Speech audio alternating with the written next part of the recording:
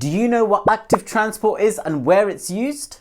Let's go through it. Active transport is the opposite of diffusion, and it's defined as the net movement of particles from an area of low concentration to an area of high concentration, and this uses energy from respiration.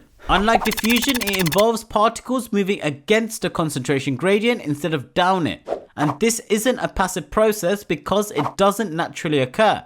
This means energy is required to make it happen. An example of active transport is in root hair cells, where roots take in minerals from the soil. In this example, the concentration of mineral ions is higher in the cell than in the soil. And this means energy is required to take the ions against the concentration gradient so that the root hair cells can absorb the minerals. Another example is in the human gut, where food molecules are absorbed. In this example, there's a lower concentration of sugar molecules inside the gut when compared to the blood. So energy is needed to move the sugar molecules against the concentration gradient from the gut to the blood. Right, root hair cells. Here we have two different scenarios with root hair cells. We've learned active transport, diffusion, and osmosis. So it's basically asking us in these three scenarios which process is taking place. So what we need to look at here is what we're dealing with first of all.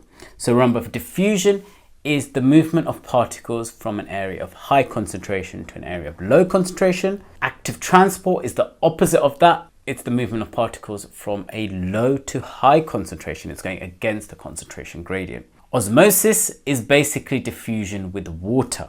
So the first thing we can label here is the one with water must be osmosis, because that's diffusion with water molecules. Now, for the other two, we've got two different sets of ions. We need to look at which area has a higher concentration and which area has a lower concentration. So remember, the ions are trying to get into the root hair cell from the outside. So for the nitrate ion here, you can see there's a high concentration outside, there's a low concentration inside. So if the ions need to go inwards, then it's diffusion that's going to occur, because that's from high to low concentration. Then for magnesium ions, we have a low concentration outside and a high concentration inside. So it's going to be quite difficult for these ions to get in. They need energy because they're going against the concentration gradient. Therefore, it needs active transport. All right, let's look at this question here. It's 5 marks. It says plants need nitrate ions to make proteins. A plant is growing in soil flooded with water. Explain why the plant cannot absorb enough nitrate ions. 5 marks here, so we're going to need quite a few points to explain what's going on here. So why can't the plant absorb enough nitrate ions? So we need to think in our head, how do plants usually absorb ions? This process is active transport, right? And active transport, if you remember, is not a passive process. It needs energy. Where does that energy come from? It comes from respiration. Aerobic respiration needs oxygen. So what's happening here? The plant is growing in soil flooded with water. So it's basically waterlogged. Too much water. And if you think about it, if it's growing inside water, there's not much oxygen reaching the plant, right? So if there's not enough oxygen reaching the plant, that means it's not going to have enough oxygen to respire. If it doesn't have enough oxygen to respire, it's not going to release enough energy. And if it doesn't have enough energy, it can't perform active transport. Therefore, it can't take in these nitrate ions. That's the explanation. We just need to write this down in 5 marks. So remember, you can write in bullet points.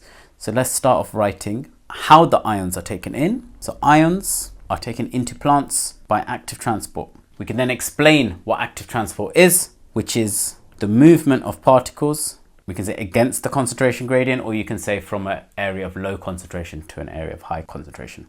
Next point, we need to state that this process of active transport needs energy. Where does that energy come from? It comes from respiration, or from aerobic respiration, which requires oxygen.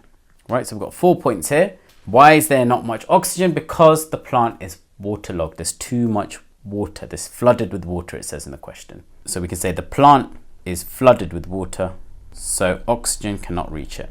And there we go. 5 marks, 5 points. That's how you get them.